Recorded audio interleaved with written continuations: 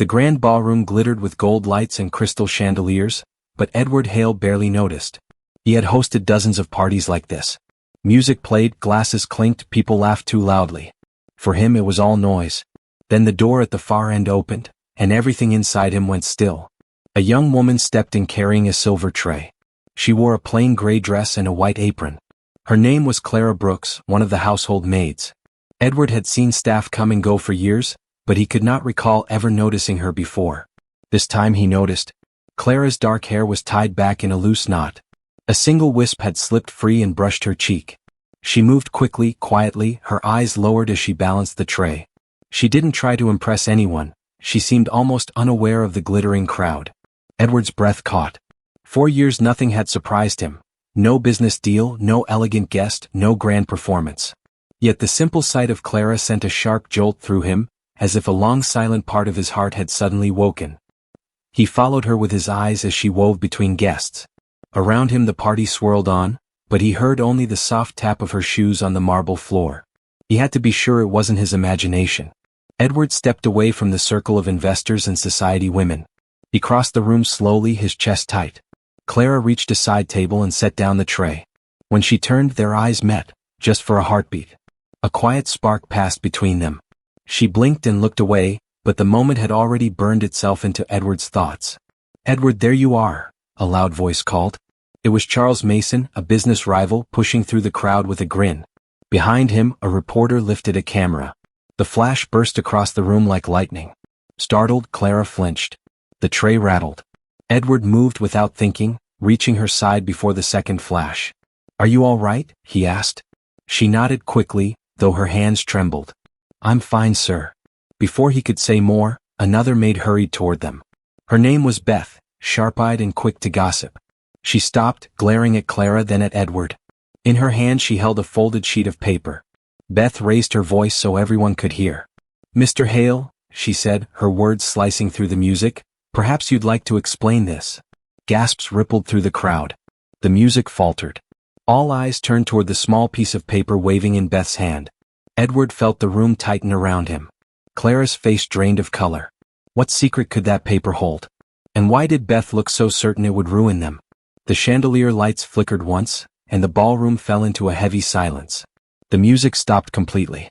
Only the sound of whispers floated through the hall as Beth held the folded sheet high. Her eyes gleamed with a strange satisfaction. Edward forced his voice to stay calm. "Beth," he said evenly, "why don't you hand that to me?" Beth shook her head. "Everyone should see it." She snapped the paper open. The sharp crack of the fold seemed louder than the gasps. Clara's eyes widened. Edward caught the quick rise and fall of her chest. Beth read aloud, her voice ringing like a bell. "Edward Hale to Clara Brooks. Meet me in the East Garden after midnight. We must speak where no one will hear." The words dropped into the silence like stones into a pond. Edward froze. He had never written that note. He searched Clara's face, she looked as shocked as he felt. Around them the guests began to murmur. "Is it true?" someone whispered. "Scandalous," another hissed. Charles Mason smirked from the corner. Edward saw him exchange a quick glance with a reporter. Beth folded the paper slowly, savoring the moment.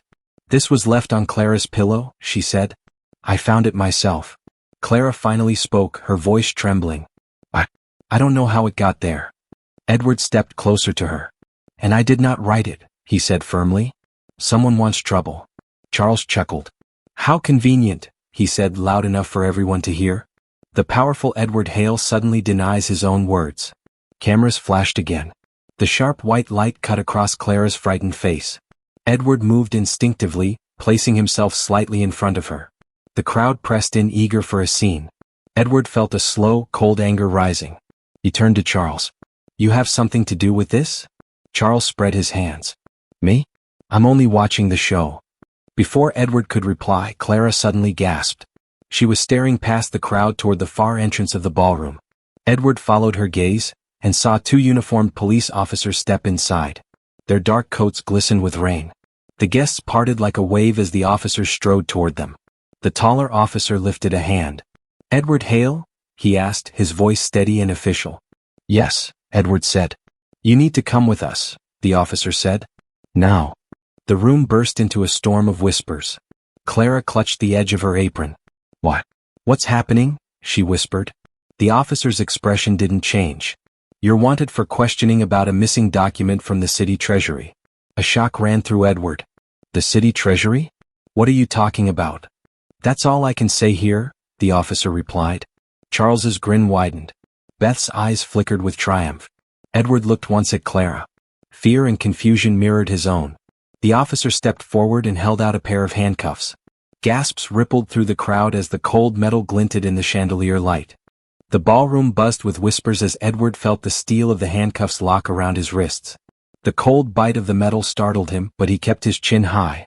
Cameras flashed like sudden lightning, catching every flicker of shock on the guests' faces. Clara stepped forward, her voice trembling. Wait, there must be some mistake. He hasn't. One of the officers gently raised a hand to stop her. Ma'am, please. We only need to speak with Mr. Hale downtown. Charles Mason's smirk widened. Looks like the city has finally caught up with you, he said loudly, as though he wanted the entire hall to hear. Edward turned his head just enough for his eyes to meet Charles's. There was a glint of triumph in the man's face that told Edward more than words ever could. Someone had set this in motion, and Charles seemed far too pleased. The officers guided Edward toward the grand doors. Clara followed close behind. Please, she whispered to the officers. May I come too? The taller officer gave a quick nod. You may ride along, but stay back.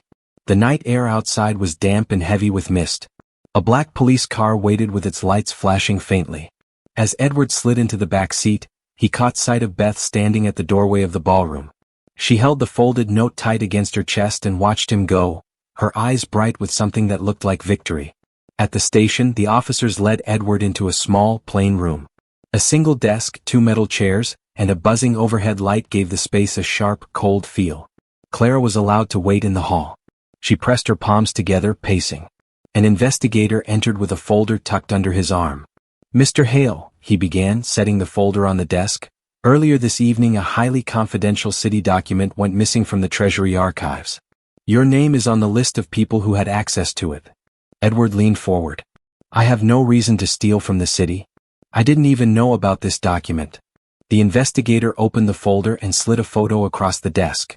It showed a security camera still, a tall man in a dark coat entering the Treasury offices. The image was grainy, but the man's build, broad shoulders, upright stance, looked disturbingly like Edward. That isn't me, Edward said at once. I was hosting a party. Several guests confirm you stepped away from the gathering for almost 20 minutes, the investigator replied. During that time, someone used a pass with your signature to enter the archives. Edward felt the weight of the words settle in his chest. 20 minutes. He had stepped out for a brief phone call. But his security pass. He thought of Charles Mason's grin. Of Beth's mysterious note. Someone was framing him. Out in the hall, Clara sat with her hands clasped tight. She glanced toward the room where Edward was being questioned. Her mind raced. A sudden movement caught her eye. Down the corridor, a figure in a dark coat slipped past the front desk and disappeared around a corner. It was Beth. Clara stood quickly. Beth, she called softly. Beth didn't turn. Instead, she pushed open a side door marked Staff Only and vanished inside. Clara's heart thumped. Why would Beth be here at the police station at this hour? She took a careful step toward the door. The hallway behind her was empty now, the only sound the faint hum of fluorescent lights. Clara reached for the handle and slowly pushed the door open. A sudden shadow moved inside the dark room. The door creaked as Clara slipped inside. The room smelled of dust and old paper. A single flickering bulb hung from the ceiling, throwing shaky shadows across stacked boxes and filing cabinets. Beth. Clara whispered. No answer. She stepped farther in. Her shoes barely made a sound on the worn floor. A shadow shifted near the back. Clara froze. Beth's voice came from the darkness, sharp and low. You shouldn't be here. Clara steadied her breath. Why are you here? This is a police station. Beth stepped forward, the dim light catching her face. Her eyes gleamed with something that was not surprise. Maybe I came to finish what I started. Clara's heart skipped. What do you mean? Beth smiled thinly. You think Edward Hale is the great hero everyone admires? He isn't. Tonight, the city will finally see the truth. Clara took a cautious step closer. You planted that note.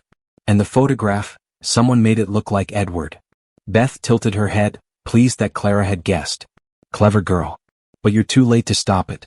By morning, his name will be ruined. Why? Clara asked, her voice firmer now. What has he done to you? Beth's expression hardened. He destroyed my brother's company. Years ago, when Edward took over Mason and Company, he crushed every smaller rival, including my brothers. My brother lost everything. He never recovered. Clara's chest tightened. So this is revenge. Beth's voice turned cold. Justice. A sudden noise outside the door made them both jump. A heavy footstep in the hallway. Beth's eyes darted toward the sound. Someone's coming, she hissed. She reached into her coat and pulled out a slim leather wallet. Inside this is proof that will finish him. I've hidden copies everywhere. Even if you stop me now, Edward Hale's empire is already falling. Clara's pulse quickened. She lunged toward Beth. Give it to me. Beth spun, quick as a cat, and shoved the wallet deep into her pocket. She dashed toward a narrow side exit. Clara ran after her. Stop. Beth pushed the door open, straight into the path of a tall figure blocking the way. It was Charles Mason. His sharp suit caught the weak light as he stepped into the room, one hand casually in his pocket. Ladies, he said smoothly. Going somewhere? Beth's face went pale. Charles, what are you doing here? Charles's smile was slow and cold. Collecting my share of the plan. You didn't think you were the only one playing this game, did you? Beth's grip tightened on the wallet. We had a deal, she said. Charles shrugged. Deals change. He reached out lightning fast and snatched the wallet from her pocket. Hey! Beth cried, but Charles was already backing toward the door, the wallet in his hand. Time to raise the stakes, he said and turned to leave. Clara lunged forward. Give that back. Charles glanced over his shoulder with a sly grin. If Edward Hale wants to save his precious reputation, he'll have to bargain with me now. Before Clara or Beth could move, Charles yanked the door open, and came face to face with the tall police officer. The officer's eyes narrowed as he saw the wallet in Charles's hand. What exactly, the officer said slowly, do you think you're doing? The officer's deep voice echoed in the cramped hallway. Charles froze, his hand still wrapped around the wallet. That, the officer said, stepping closer, doesn't belong to you. Charles tried a smooth smile. Just a personal matter, officer. Nothing for the police to worry about. The officer's gaze hardened. Hand it over. Beth, breathing fast, whispered, he stole it. That wallet has proof of who framed Edward Hale. The officer raised an eyebrow. Proof? He extended his hand again. Give it to me. Now. Charles's smile faded. For a moment he seemed to weigh his chances. Then, with a short laugh, he tossed the wallet into the officer's open palm. Fine. But you'll regret sticking your nose where it doesn't belong. The officer ignored him and flipped the wallet open. Inside were photographs, printed emails, and a flash drive. He glanced at Beth. You said this proves who set up Mr. Hale? Beth nodded quickly. Yes. But Charles will twist it if you let him. Charles stepped forward, his voice sharp. Careful, Beth. Remember our agreement. Beth clenched her fists. There's no agreement anymore. I only wanted Edward to answer for what he did to my brother. But you, she shot him a furious glare. You want to destroy him completely just to take his company. Charles's eyes flashed with anger. And why not? He ruined plenty of lives to build his empire. He deserves this. The officer held up a hand. Both of you quiet. Beth bit her lip, trembling. Charles folded his arms, his face hard. The officer turned to Clara. You found them here? Yes, Clara said. Beth admitted she planted the note to make Edward look guilty. And Charles, she swallowed, he wants to use this evidence to blackmail Edward. The officer gave a single firm nod. Stay here. He motioned to another officer who had stepped into the hall. Take these two into custody for questioning. Charles's jaw tightened. You can't hold me. I haven't done anything, yet. Attempted blackmail is enough, the officer replied coolly. Two officers moved in, guiding Charles and Beth toward the main station. Their protests faded down the corridor. Inside the interrogation room, Edward sat stiffly at the table, the investigator still waiting for answers he couldn't give. When the door opened, the tall officer entered, holding the wallet. We may have what we need, the officer said. He laid the wallet on the table and slid it toward the investigator. This should clear Mr. Hale. Edward leaned forward. What is this? Before the investigator could reply, another officer hurried in. His face was pale. Sir, you'd better come. There's a situation outside. The tall officer frowned. What kind of situation? The younger officer lowered his voice. The press has gathered. Dozens of reporters. And, he hesitated, someone just leaked an anonymous message. It claims that the real thief hasn't been caught, and that the stolen city document will be revealed at midnight unless Edward Hale steps down from his company. Edward felt a cold shiver run down his spine. Midnight was less than an hour away. The investigator looked at Edward, then at the clock on the wall. If that document goes public, the city could lose millions. Whoever is behind this isn't finished. Edward clenched his fists. Then we find them, now. Before anyone could speak again, the station lights flickered. What? Twice. Then the room went completely dark. From somewhere deep in the building came the unmistakable sound of a heavy door slamming shut. The sudden darkness wrapped the station in uneasy silence. For a heartbeat, no one moved. Then came a distant crash, a door banging hard, followed by hurried footsteps echoing through the hallway. Clara clutched the edge of the doorway. What's happening? Edward pushed back his chair and stood. Backup power should have kicked in by now, the investigator muttered. A faint red glow flickered on as the emergency lights hummed to life. The hall beyond the door glowed dim and eerie, casting long, thin shadows on the walls. The tall officer motioned for everyone to stay put. I'll check the breaker room. He stepped into the hallway, hand resting on the grip of his sidearm. Another crash rang out, closer this time. Clara's heart thudded. That sounded like it came from the front desk, she whispered. Edward took a slow breath. Someone is still moving through the station. The investigator leaned toward the wallet on the table. If this blackout is deliberate, the evidence might be their target.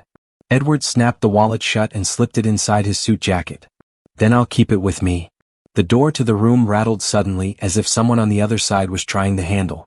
Clara gasped. The investigator reached for the door, but Edward held up a hand, shaking his head. The rattling stopped. A new sound replaced it, soft, hurried footsteps retreating down the corridor.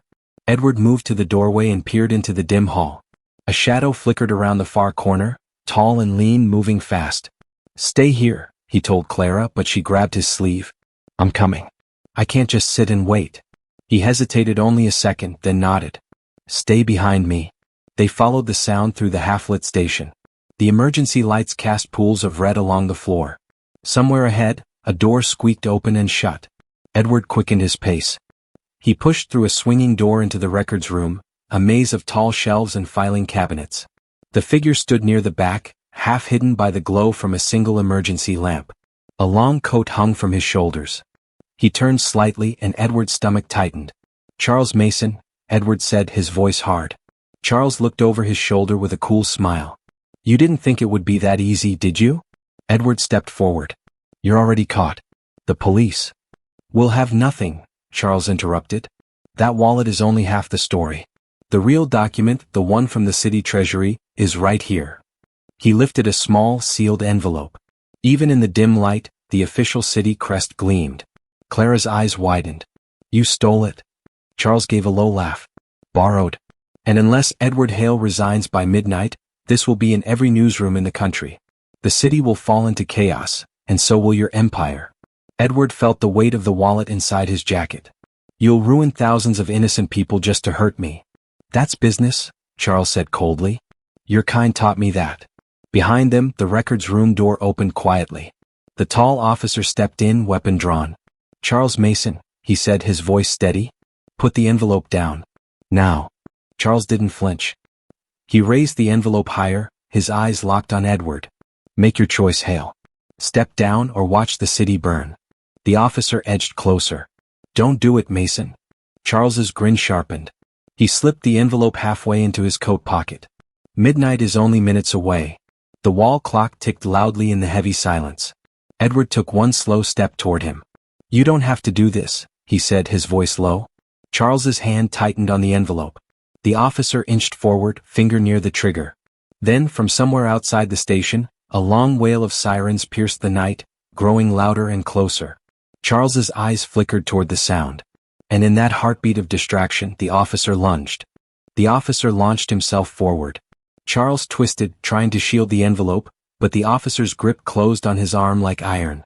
The records room erupted in chaos. The tall shelves rattled as Charles fought back. Edward darted in, catching Charles's other arm. Clara grabbed the edge of a filing cabinet for balance as papers scattered across the floor. "Drop it," the officer barked. Charles gave a sharp jerk. The envelope slipped from his fingers, spinning through the air.